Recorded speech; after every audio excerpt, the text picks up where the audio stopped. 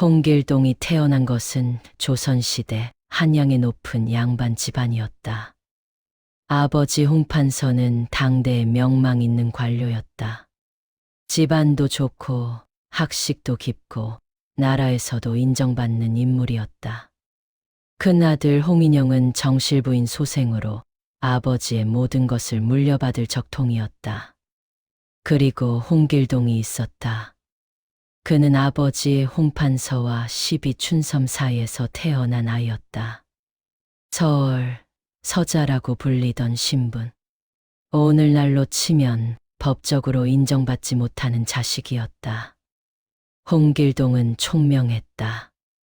아버지를 닮아 글도 빨리 깨쳤고 무예도 뛰어났다. 어린 시절 그는 자신이 다른 아이들과 다르다는 것을 몰랐다. 아니, 알았지만 그것이 무엇을 의미하는지 몰랐다. 길동아. 어머니 춘섬이 어린 길동을 불렀다. 홍길동이 태어난 것은 조선시대 한양의 높은 양반 집안이었다. 아버지 홍판서는 당대의 명망 있는 관료였다. 집안도 좋고 학식도 깊고 나라에서도 인정받는 인물이었다. 큰아들 홍인영은 정실부인 소생으로 아버지의 모든 것을 물려받을 적통이었다. 그리고 홍길동이 있었다. 그는 아버지 홍판서와 12춘섬 사이에서 태어난 아이였다. 서자라고 불리던 신분. 오늘날로 치면 법적으로 인정받지 못하는 자식이었다. 홍길동은 총명했다. 아버지를 닮아 글도 빨리 깨쳤고 무예도 뛰어났다. 어린 시절 그는 자신이 다른 아이들과 다르다는 것을 몰랐다. 아니, 알았지만 그것이 무엇을 의미하는지 몰랐다. 길동아. 어머니 춘섬이 어린 길동을 불렀다. 예, 어머니. 내가 알아야 할 것이 있단다. 춘섬의 목소리는 떨렸다. 너는 나리를 아버님이라 부를 수 없고 도련님을 형님이라 부를 수 없단다. 왜요? 그게 법이란다. 법이요? 어린 길동은 이해할 수 없었다. 아버지가 아버지인데 왜 아버지라고 부를 수 없단 말인가? 형이 형인데 왜 형이라고 부를 수 없단 말인가? 어머니, 저는 잘못한 게 없는데요. 춘섬은 아들을 끌어안았다. 그리고 한참을 그렇게 있었다. 그래, 내가 잘못한 건 아무것도 없단다. 하지만 세상이 그렇게 정해놓았어. 그날 밤 홍길동은 처음으로 세상이 공평하지 않다는 것을 알았다. 홍길동은 자라면서 그 불공평함을 온몸으로 느꼈다. 매일 아침 그 집에서 일어났다. 아버지의 얼굴을 보았다. 형과 마주쳤다. 하지만 단 한 번도 자신의 진짜 감정을 이름으로 부를 수 없었다. 나리, 안녕히 주무셨습니까? 응. 아버지 홍판서는 고개를 끄덕일 뿐이었다. 그의 눈에는 미안함과 불편함이 동시에 있었다. 아들을 사랑하지만 법이 허락하지 않는 사랑이었다. 홍길동은 열심히 공부했다. 형보다 더 뛰어난 실력을 보였다. 무예도 익혔고 책도 읽었다. 아버지에게 인정받고 싶었다. 하지만 인정은 오지 않았다. 어느 날 과거 시험 이야기가 나왔다. 인영아, 이번 과거 시험을 준비해야겠구나.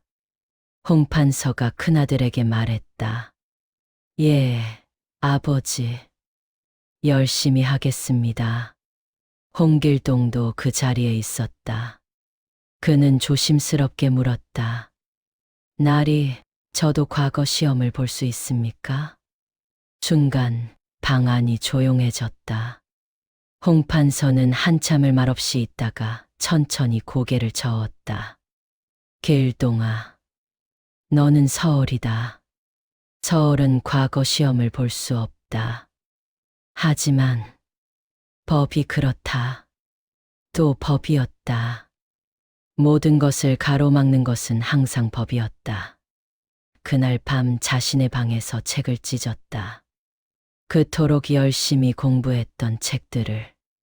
하지만 곧 후회했다. 책이 잘못한 것이 아니었다. 세상이 잘못된 것이었다. 그는 찢어진 책장들을 모으며 눈물을 흘렸다. 소리내지 않고 조용히 오랫동안.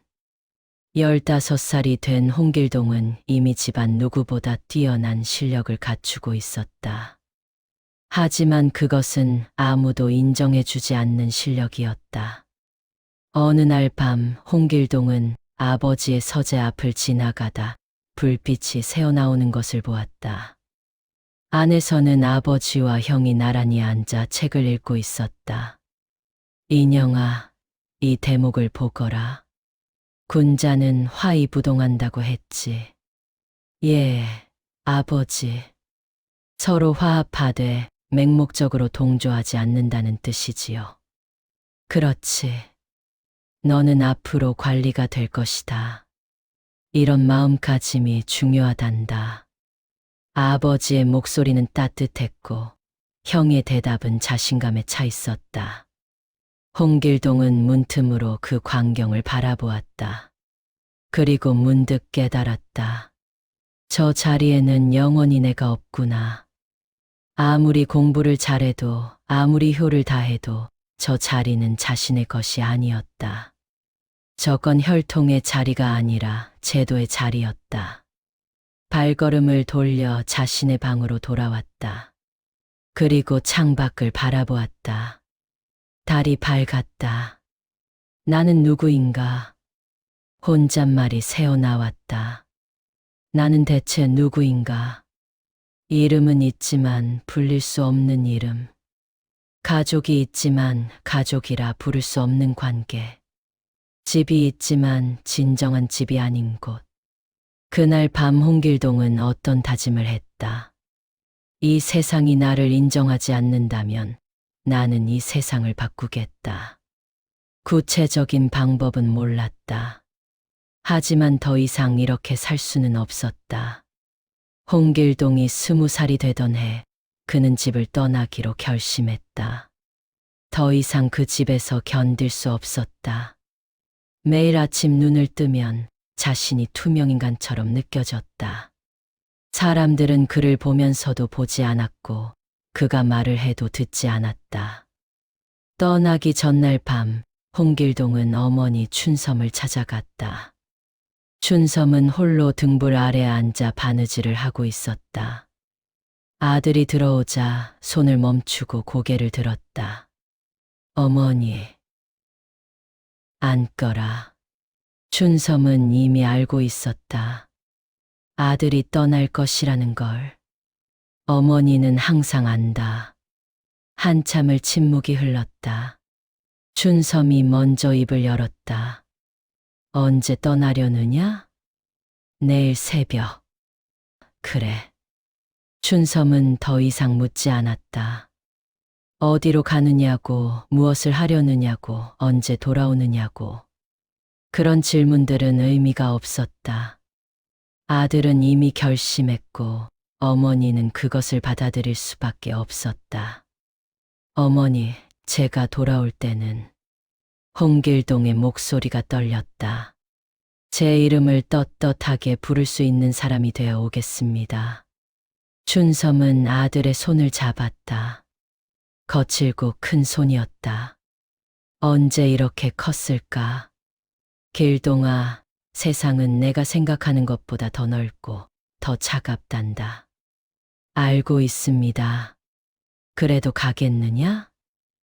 예, 가겠습니다. 춘섬은 품에서 작은 보따리를 꺼냈다. 안에는 은자 몇 냥과 어머니가 손수 지은 옷이 들어있었다. 이것밖에 줄 게 없구나. 충분합니다. 길동아. 예, 너를 이 세상에 태어나게 한 게 너에게는 고통이었을 게다. 어미가 미안하구나. 어머니. 홍길동이 어머니를 끌어안았다. 두 사람은 한참을 그렇게 있었다. 어머니는 잘못하신 게 없습니다. 잘못된 건 이 세상입니다. 그래. 그렇겠지. 춘섬은 아들의 등을 쓰다듬었다. 어린 시절 아프다고 울 때마다 쓰다듬어 주던 그 손길로. 건강하거라. 그것만이 어미의 바람이다. 이른 새벽 홍길동은 짐도 없이 집을 나섰다. 뒤돌아보지 않았다. 뒤돌아보면 주저앉을 것 같았다. 대문을 나서는 순간 뒤에서 작은 소리가 들렸다. 잘 가거라, 내 아들. 어머니의 목소리였다. 홍길동은 걸음을 멈추지 않고 고개만 끄덕였다. 그렇게 그는 세상으로 나아갔다. 집을 나온 홍길동이 처음으로 마주한 것은 진짜 세상이었다. 양반집 담장 안에서는 볼 수 없었던 풍경들이 펼쳐졌다. 길거리에는 굶주린 사람들이 있었다. 남루한 옷을 입은 아이들이 구걸을 했고 늙은이들은 길가에 주저앉아 신음했다. 동량 좀 주십시오. 한 아이가 홍길동에게 손을 내밀었다. 얼굴은 때로 얼룩져 있었고 몸은 앙상했다. 홍길동은 품에서 은자 하나를 꺼내 아이에게 주었다. 고맙습니다. 아이는 환하게 웃으며 달려갔다. 하지만 곧 한 무리의 사내들이 아이를 가로막았다. 이놈 어디서 돈을 구했어? 아, 아니에요. 사내들은 아이에게서 은자를 빼앗았다. 아이는 울며 매달렸지만 사내들은 아이를 밀쳐냈다. 홍길동은 그 광경을 지켜보다가 사내들에게 다가갔다. 그 돈을 돌려주시오. 뭐해야, 너. 그 아이의 것이오. 사내들이 비웃었다. 이 세상에 주인 있는 게 어디 있어? 힘 있는 놈이 임자지. 홍길동은 더 이상 말하지 않았다. 그는 빠르게 움직여 사내들을 제압했다. 무예를 익힌 보람이 있었다. 사내들이 바닥에 쓰러졌다. 홍길동은 은자를 주어 아이에게 돌려주었다. 도망가거라. 감사합니다. 아이가 사라진 후 홍길동은 쓰러진 사내들을 내려다보았다. 그들도 사실 가엾었다. 이들 역시 굶주려서 이런 짓을 하는 것이었다. 세상이 이 모양이구나. 홍길동은 생각했다. 나만 불공평한 게 아니었구나. 며칠을 걸어 어느 마을에 도착했다. 마을 사람들은 모두 어둡고 지친 표정이었다. 홍길동은 주막에 들어가 밥을 주문했다. 손님 어디서 오셨소? 주막 주인이 물었다. 한양에서 왔소. 한양이라. 좋겠구먼. 여긴 정말 살 수가 없소. 무슨 일이오? 주인은 한숨을 쉬었다. 현감 양반이 탐욕이 끝이 없소. 세금을 걷어도 한 번 거두는 게 아니라 두 번, 세 번 걷어요. 백성들이 다 도망가고 있소. 그걸 조정에 고하지 않소. 주인이 쓴 웃음을 지었다. 고한들 뭐가 달라지겠소. 조정 양반들도 다 한 통속이요. 가난한 백성 말은 아무도 안 들어요. 그날 밤 홍길동은 잠을 이루지 못했다. 자신은 서자라는 신분 때문에 고통받았지만 세상에는 그보다 더한 고통 속에 사는 사람들이 수없이 많았다.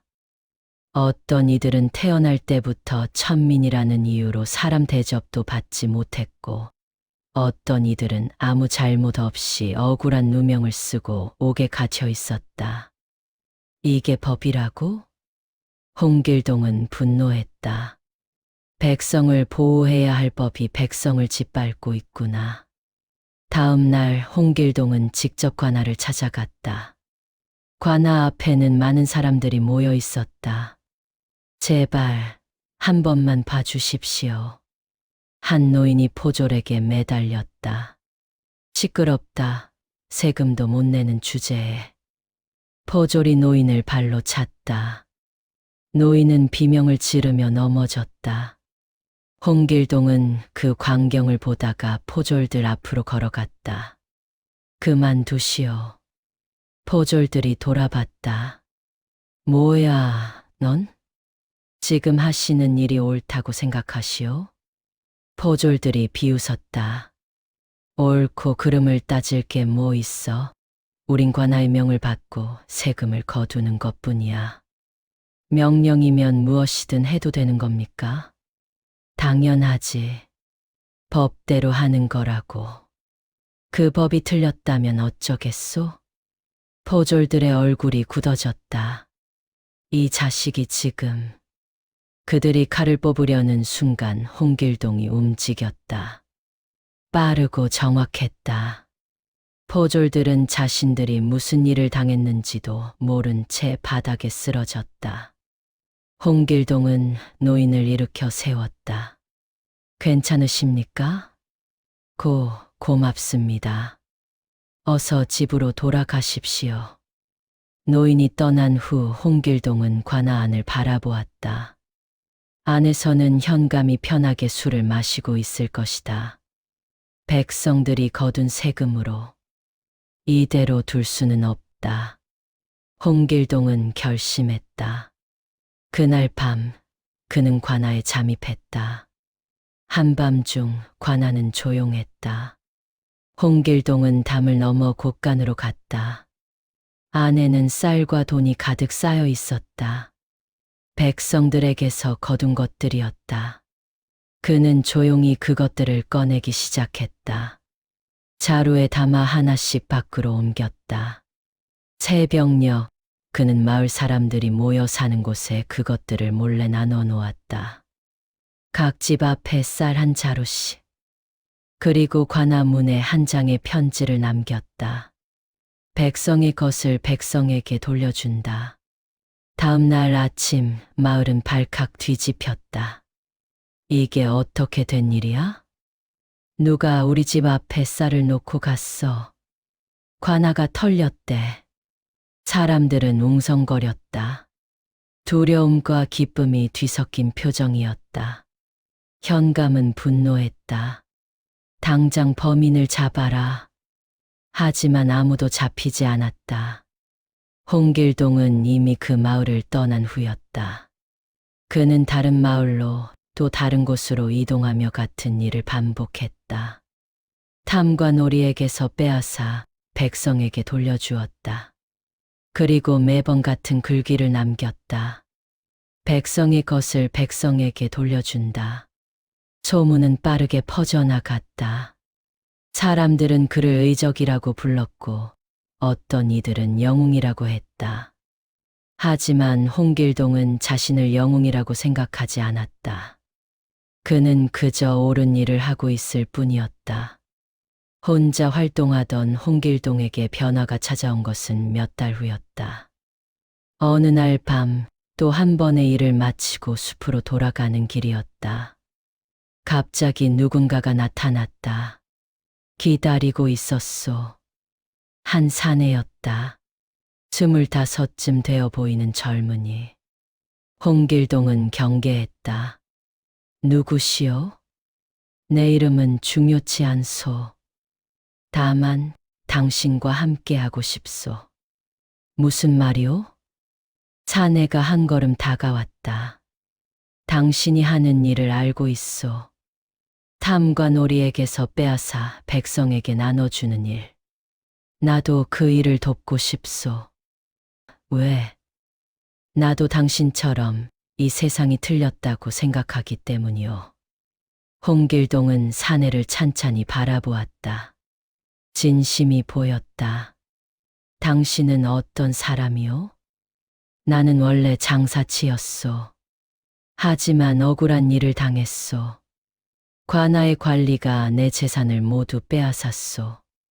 법적인 절차라고 했지만 사실은 탐욕 때문이었소. 사내의 목소리에 분노가 섞여 있었다. 그 뒤로 나는 이 나라가 믿어지지 않았소. 법도 관리도 모두 거짓이었소. 그러던 중 당신 소문을 들었소. 당신은 정말로 백성을 위해 싸운다고. 나는 영웅이 아니요. 알고 있소. 하지만 당신은 행동하는 사람이요. 그것만으로 충분하오. 홍길동은 한참을 생각했다. 혼자서는 할 수 있는 일이 제한적이었다. 하지만 함께 한다면 더 많은 것을 할 수 있을 것이다. 조소. 함께 합시다. 그렇게 첫 번째 동료가 생겼다. 그 후로 사람들이 하나둘 모여들었다. 억울하게 땅을 빼앗긴 농부, 무고하게 옥살이를 한 선비, 부모를 잃고 거리를 떠돌던 청년들. 그들은 홍길동 주변에 모여들었고 하나의 무리를 이루었다.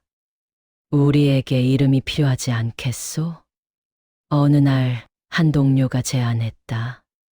이름? 그렇소. 우리가 누구인지, 무엇을 위해 싸우는지 알려줄 이름. 홍길동은 생각했다. 활빈당이라고 합시다. 활빈당? 가난한 이를 살리는 물이라는 뜻이요. 사람들이 고개를 끄덕였다. 좋은 이름이요. 하지만 명심합시다. 홍길동이 모두를 돌아보며 말했다. 우리는 절대 무고한 사람을 해치지 않소. 우리가 백성을 위한다면서 백성을 해친다면 그건 우리가 미워하는 자들과 다를 게 없소. 알겠습니다. 그렇게 활빈당이 탄생했다. 활빈당의 첫 번째 큰 작전은 충청도의 한 고을이었다. 그곳의 수령은 악명 높은 탐관오리였다.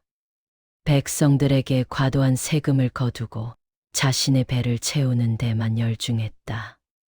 저 수령의 곳간에는 엄청난 재물이 쌓여 있다고 합니다. 정탐을 다녀온 동료가 보고했다. 백성들에게서 거둔 세금은 조정의 절반도 보내지 않고 나머지는 모두 자기가 차지한다고 합니다. 홍길동은 지도를 펼쳐놓고 관아의 구조를 살폈다. 경비는? 군사 10여 명이 지키고 있습니다. 하지만 밤에는 대부분 잠을 잡니다. 조소. 오늘 밤에 움직이겠소. 그날 밤 활빈당은 관아로 향했다. 달이 없는 깜깜한 밤이었다. 홍길동과 5명의 동료가 담을 넘었다. 조용했다. 군사들은 정말로 잠들어 있었다. 곳간에 도착했다. 자물쇠를 조심스럽게 열고 안으로 들어갔다. 쌀, 돈, 비단이 가득했다.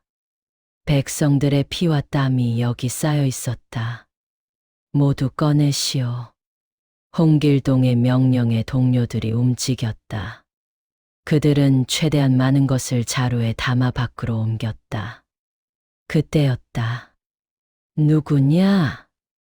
한 군사가 깨어나 소리쳤다. 발각됐다. 어서 빠져나가시오. 홍길동이 외쳤다. 동료들은 짐을 들고 담을 넘기 시작했다. 군사들이 몰려왔다. 홍길동은 그들을 막아섰다. 비켜라. 군사들이 칼을 휘둘렀지만 홍길동은 여유 있게 피했다. 그리고 정확하게 급소를 가격했다. 죽이지는 않았다. 다만 움직이지 못하게 할 뿐이었다. 모두 탈출했습니다. 동료의 외침이 들렸다. 홍길동도 담을 넘어 사라졌다. 다음 날 아침 마을 사람들은 각자 집 앞에 쌀과 돈이 놓여 있는 것을 발견했다. 그리고 마을 한가운데 큰 현수막이 걸려 있었다. 백성의 것을 백성에게 돌려준다. 활빈당. 활빈당의 소문은 전국으로 퍼져나갔다. 어떤 이들은 환호했고 어떤 이들은 두려워했다.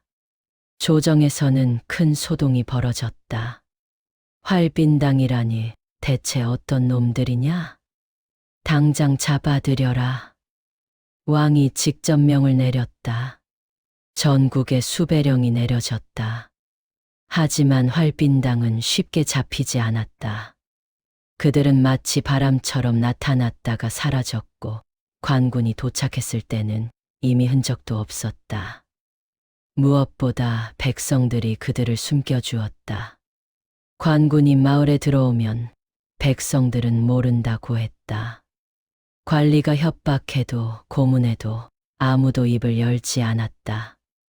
왜일까? 활빈당이 자신들의 편이라는 걸 알았기 때문이다. 어느 날 활빈당의 아지트에서 모임이 있었다. 불을 피워놓고 둘러앉자 사람들은 홍길동에게 물었다. 형님, 우리가 이렇게 계속하면 세상이 바뀔까요? 홍길동은 한참을 말없이 불을 바라보았다. 모르겠소. 예. 사람들이 놀란 표정을 지었다. 솔직히 모르겠소. 우리가 이렇게 한다고 해서 조선의 신분제도가 없어질까요? 탐관오리가 모두 사라질까요? 아마 아닐 겁니다. 그럼 왜 하는 겁니까? 그럼에도 해야 하기 때문이요.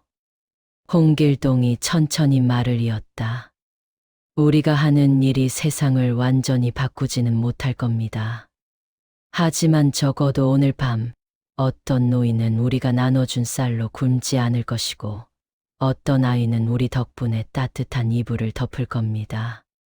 사람들이 고개를 끄덕였다. 그리고 무엇보다 우리는 증명하고 있소. 이 세상이 틀렸다는 것을, 그리고 다르게 살 수도 있다는 것을. 그게 아무리 작은 증명이라 해도 언젠가는 누군가가 이어받을 겁니다. 그날 밤 모두가 조용히 앉아 불을 바라보았다. 각자의 가슴 속에는 서로 다른 생각들이 있었을 것이다. 하지만 한 가지는 같았다. 자신들이 하는 일이 옳다는 것, 그리고 이 길을 계속 가야 한다는 것. 시간이 흐르면서 활빈당은 점점 커졌다. 처음 5명으로 시작했던 무리가 이제는 100명이 넘었다. 전국 각지에 활빈당의 지부가 생겼고 그들은 각자 활동했다. 하지만 조직이 커지면서 문제도 생겼다. 어느 날 한 지부에서 사건이 발생했다. 형님, 큰일입니다. 급히 달려온 동료가 보고했다. 남쪽 지부에서 일을 저질렀습니다. 무슨 일이요? 부자 상인의 집을 털었는데 그 과정에서 상인이 다쳤다고 합니다. 홍길동의 얼굴이 굳어졌다. 다쳤다니 얼마나? 심하지는 않지만 우리가 정한 원칙을 어긴 것은 확실합니다. 홍길동은 즉시 남쪽으로 향했다. 남쪽 지부에 도착하자 책임자가 나와 맞이했다. 형님, 오셨습니까? 무슨 일이 있었소? 책임자가 어색하게 웃었다. 그게 큰일은 아닙니다. 상인이 저항해서 약간 다쳤을 뿐입니다. 약간? 예, 팔이 부러졌습니다만. 홍길동이 책임자의 멱살을 잡았다. 우리가 무엇을 위해 싸운다고 했소? 백성을 위해서라고 했소. 그런데 백성을 다치게 하다니.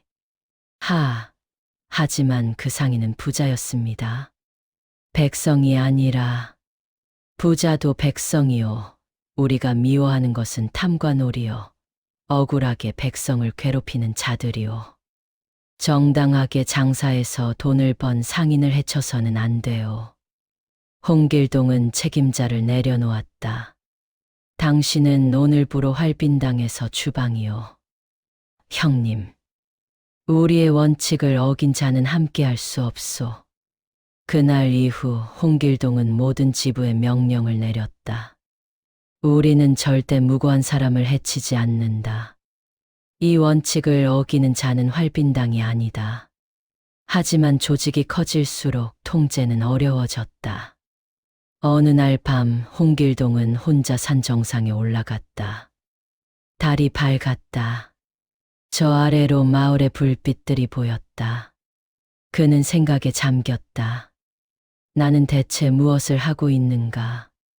활빈당을 만들어 탐과 놀이를 혼내주고 백성을 도왔다. 분명 의미 있는 일이었다.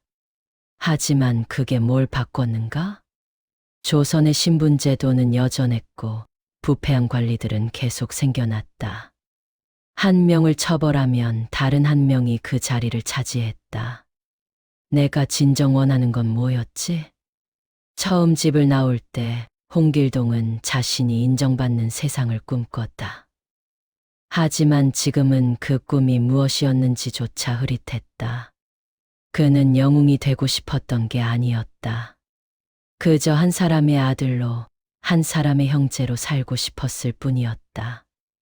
하지만 세상은 그를 도적으로 만들었고 백성들은 그를 영웅으로 만들었다. 이제 나는 누구인가? 그때 뒤에서 발소리가 들렸다. 형님. 가장 오래된 동료였다. 혼자 계셨군요. 응. 동료가 옆에 앉았다. 무슨 생각을 하십니까? 우리가 하는 일이 의미가 있는지 생각하고 있었소. 의미가 있습니다. 동료가 단호하게 말했다. 형님, 저는 활빈당에 들어오기 전에 죽고 싶었습니다. 세상이 너무 불공평하고 살아갈 이유를 찾을 수 없었습니다. 하지만 형님을 만나고 함께 싸우면서 저는 다시 살아갈 이유를 찾았습니다. 형님 한 사람이 세상을 바꿀 수는 없을 겁니다. 하지만 형님은 저를 바꿨습니다. 그리고 저뿐만 아니라 수많은 사람들을 바꿨습니다. 그것만으로도 충분하지 않습니까? 홍길동은 동료의 말을 곱씹었다. 그렇다. 완벽하지는 않지만 의미는 있었다. 고맙소. 천만에요, 형님. 두 사람은 그렇게 한참을 앉아 있었다. 활빈당의 명성이 높아질수록 조정의 압박도 심해졌다. 왕은 직접 명을 내렸다. 홍길동을 잡아들이지 못하면 담당 관리들을 모두 처벌하겠다. 관리들은 필사적으로 홍길동의 약점을 찾기 시작했다. 그리고 마침내 한 가지 사실을 알아냈다. 홍길동이 홍판서의 서자라는 것을. 그들은 홍판서를 찾아갔다. 대감, 당신의 아들이 역적이 되었습니다. 어떻게 하시겠습니까? 홍판서는 아무 말도 하지 못했다. 사실 그는 이미 알고 있었다. 활빈당의 우두머리가 자신의 아들 길동이라는 것을. 하지만 인정하고 싶지 않았다. 대감, 답을 하십시오. 홍길동을 잡는데 협조하시겠습니까? 아니면 대감도 역적으로 몰리고 싶으십니까? 홍판서는 천천히 고개를 끄덕였다. 협조하겠소. 그날 밤 홍판서는 서재에 홀로 앉아 있었다. 손이 떨렸다. 붓을 들 수가 없었다. 내가 무엇을 하고 있는가? 그는 자문했다. 내 아들을 배신하고 있구나. 하지만 선택의 여지가 없었다. 협조하지 않으면 집안 전체가 멸문지화를 당할 것이었다. 홍판서는 마침내 붓을 들었다. 길동아, 아비다. 첫 줄을 쓰는데 한참이 걸렸다. 내가 무엇을 하고 있는지 나도 안다. 내 마음도 이해한다. 하지만 이제 그만두어라. 이대로 가면 너도 우리 집안도 모두 멸문지화를 당할 것이다. 부디 아비의 청을 들어다오. 편지를 접어봉하면서 홍판서는 처음으로 눈물을 흘렸다. 자신이 아들에게 얼마나 잔인했는지 이제야 깨달았다. 며칠 후 그 편지는 홍길동의 손에 전달되었다. 홍길동은 편지를 읽었다. 한자 한자 천천히. 그리고 편지를 내려놓고 한참을 그대로 앉아 있었다. 아버지. 평생을 아버지라고 부르지 못했다. 하지만 지금 이 순간 그 단어가 가슴을 찔렀다. 돌아가야 하나? 잠시 그런 생각이 들었다. 모든 것을 포기하고 아버지의 말대로 집으로 돌아가야 하나. 하지만 그럴 수 없었다. 너무 많은 사람들이 자신을 믿고 있었고 너무 많은 일들을 시작해버렸다. 홍길동은 결심했다. 아버지를 직접 만나야겠다. 위험한 일이었다. 홍판서의 집에는 분명 관군이 진을 치고 있을 것이다. 하지만 홍길동은 가야만 했다. 마지막으로 아버지에게 하고 싶은 말이 있었다. 한밤중 홍길동은 옛집의 담을 넘었다. 그 집은 변함없었다. 어린 시절 뛰어놀던 마당도 책을 읽던 서재도 그대로였다. 추억이 밀려왔다. 행복했던 순간들, 슬펐던 순간들. 홍길동은 아버지의 방으로 갔다. 홍판서는 잠들지 않고 앉아 있었다. 마치 누군가를 기다리는 것처럼. 들어오너라. 문을 열기도 전에 홍판서가 말했다. 홍길동은 문을 열고 들어갔다. 부자는 오랜만에 마주 앉았다. 오랜만이구나, 길동아. 홍판서가 먼저 입을 열었다. 예, 많이 변했구나. 그렇습니까? 아비 말을 들으러 온 게냐? 홍길동은 고개를 저었다. 아닙니다. 그럼? 작별 인사를 하러 왔습니다. 홍판서의 눈빛이 흔들렸다. 무슨 소리냐?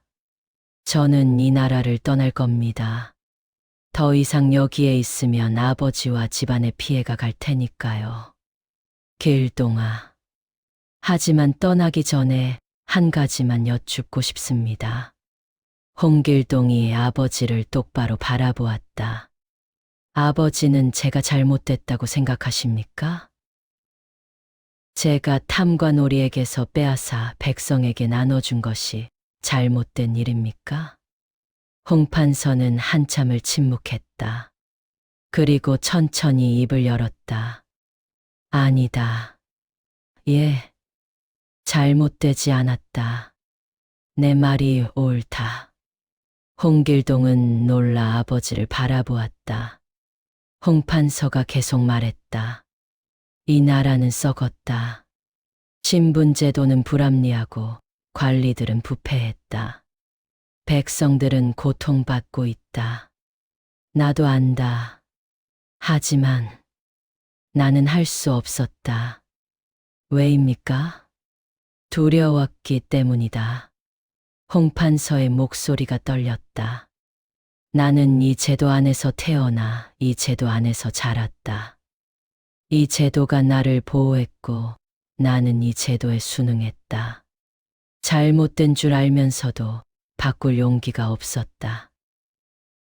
그런데 내가 했구나. 내가 하지 못한 것을. 홍판서가 홍길동을 바라보았다.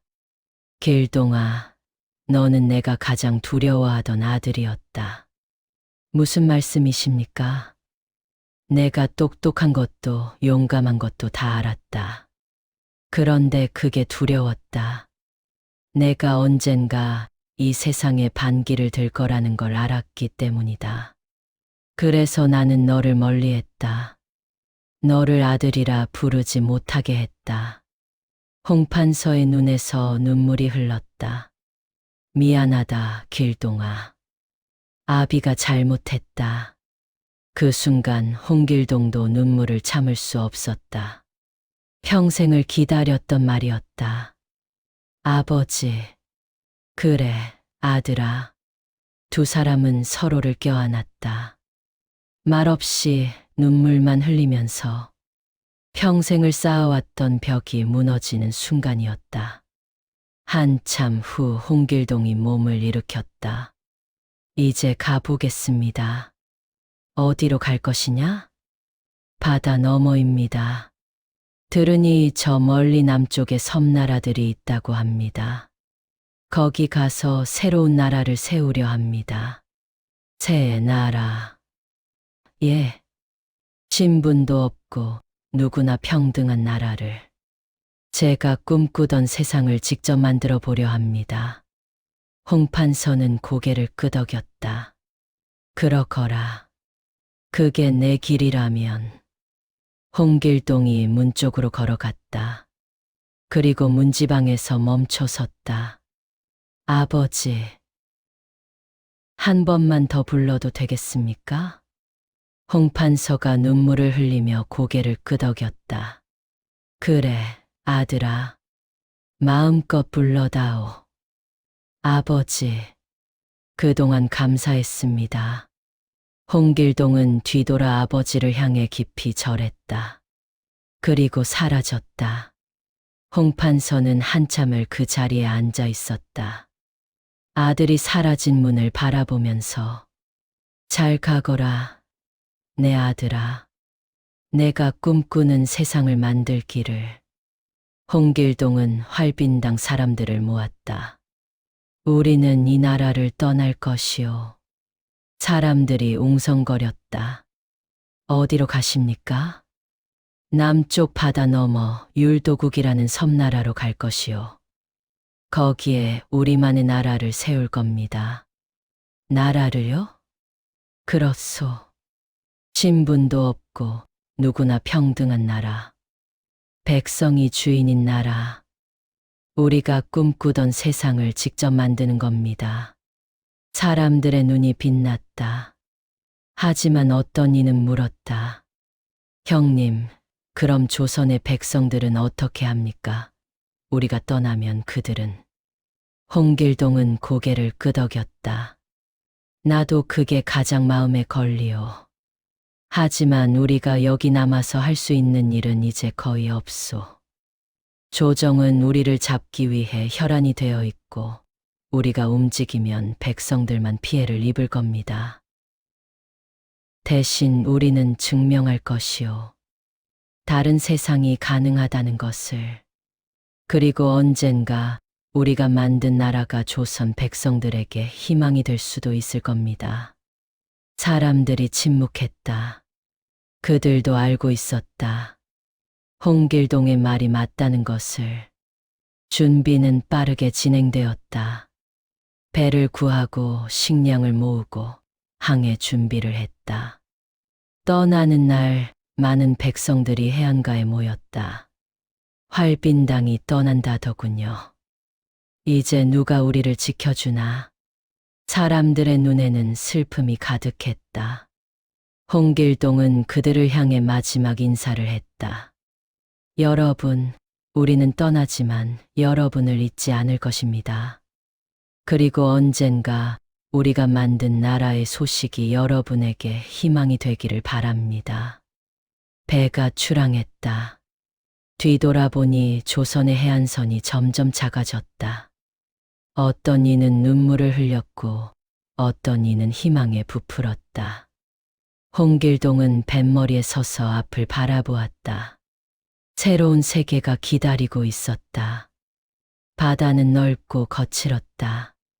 며칠을 항해한 끝에 그들은 마침내 한 섬에 도착했다. 율도국이었다. 섬은 아름다웠다. 푸른 숲과 맑은 물, 그리고 온화한 기후. 하지만 이곳에도 사람들이 살고 있었고 그들에게도 그들만의 문제가 있었다. 홍길동과 활빈당은 처음에는 조심스럽게 접근했다. 그들은 이 땅의 주인이 아니었으니까. 율도국의 왕이 그들을 만나러 왔다. 당신들은 누구요?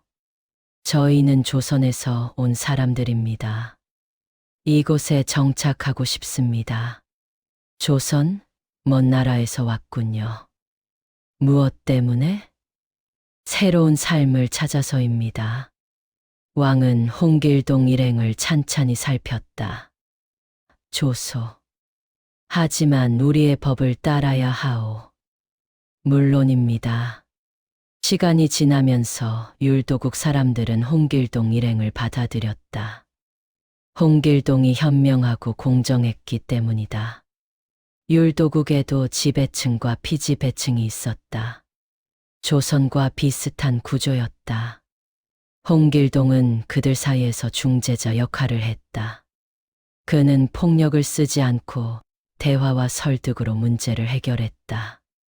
왕님, 백성들의 세금이 너무 높습니다.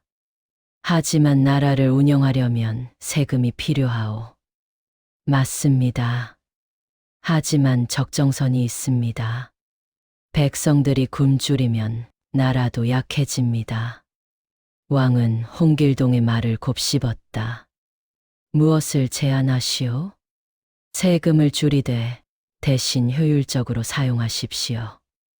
백성들이 잘 살면 나라도 부유해집니다. 왕은 홍길동의 제안을 받아들였다. 그리고 조금씩 율도국은 변하기 시작했다. 몇 년이 흘렀다. 율도국의 왕이 세상을 떠났다. 후계자가 없었기 때문에 귀족들은 회의를 열었다. 누가 다음 왕이 되어야 하는가? 많은 논의 끝에 그들은 한 사람을 지목했다. 홍길동이 되어야 합니다. 이방인을요? 그는 이미 이방인이 아닙니다. 그는 우리를 위해 많은 일을 했고 백성들도 그를 존경합니다. 결국 홍길동이 율도국의 왕으로 추대되었다. 하지만 그는 조선의 왕들과 달랐다. 나는 왕이지만 여러분의 종이요. 나는 여러분을 위해 일할 것이요. 그는 백성들과 함께 일했고 그들의 의견을 존중했다. 그는 궁궐을 크게 짓지 않았고 화려한 의복을 입지 않았다. 왕이란 자리가 아니라 책임이요. 그의 말이었다. 율도국은 번영했다. 신분제도가 완화되고 백성들의 삶이 나아졌다. 물론 완벽하지는 않았다. 여전히 문제는 있었고 갈등도 있었다. 하지만 조선보다는 나았다. 적어도 여기서는 누구나 자신의 이름을 당당하게 부를 수 있었다. 세월이 흘러 홍길동은 늙었다. 어느 날 그는 해변에 혼자 앉아 있었다. 파도가 밀려왔다 밀려갔다. 나는 무엇을 잃었는가? 그는 자신의 삶을 돌아보았다.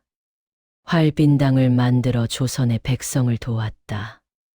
율도국에 와서 새로운 나라를 만들었다. 하지만 조선은 여전히 그대로였다. 신분제도는 여전했고 탐관오리는 계속 생겨났다. 내가 한 일이 의미가 있었을까? 하지만 곧 고개를 저었다. 의미가 있었다. 완벽하지는 않았지만 그는 최선을 다했다. 한 사람이 세상 전체를 바꿀 수는 없다. 하지만 한 사람의 선택이 누군가에게는 희망이 될 수 있다. 그리고 그 희망이 모이면 언젠가는 세상이 바뀔 것이다. 할아버지, 한 아이가 달려왔다. 율도국에서 태어난 아이였다. 이 땅에서는 누구나 평등했고 아이들은 자유롭게 자랐다. 이야기 해주세요. 무슨 이야기? 할아버지가 옛날에 활빈당이었을 때 이야기요. 홍길동이 웃었다. 그래, 옛날 이야기 말이지. 그는 천천히 이야기를 시작했다. 아이는 눈을 빛내며 들었다. 그리고 그 이야기는 계속 이어질 것이다. 한 세대에서 다음 세대로.